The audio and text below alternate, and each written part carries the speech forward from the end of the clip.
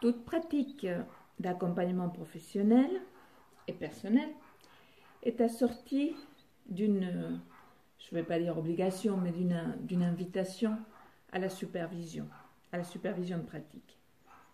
Et cette idée de supervision s'étend aujourd'hui aussi au domaine manager et à la supervision de manager, souvent en groupe, analyse de pratique professionnelle.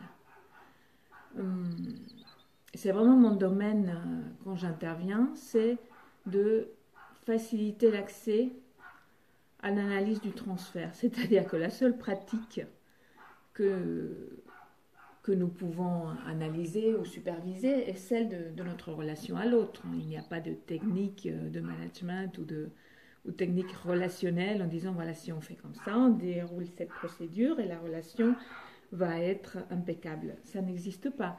Il s'agit de savoir qu'est-ce que vous transférez dans la relation.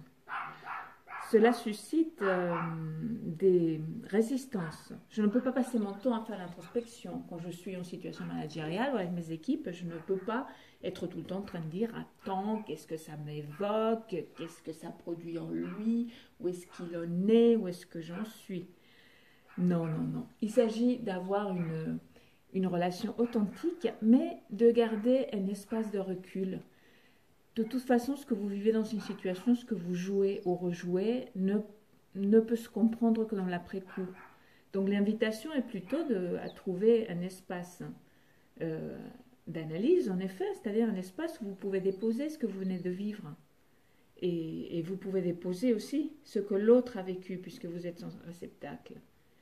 Et ça vous permet, sans avoir tout compris, parce qu'il ne s'agit pas du tout d'une analyse rationnelle, de vous présenter face à l'autre et face à bien d'autres, en ayant au moins eu cette curiosité de savoir comment vous vous sentez, quelles sont les pensées qui vous traversent, et qu'est-ce qui vous plaît, qu'est-ce qui vous déplaît, tout simplement, quelles sont vos envies et quels sont vos besoins, vous pourrez mieux les exprimer.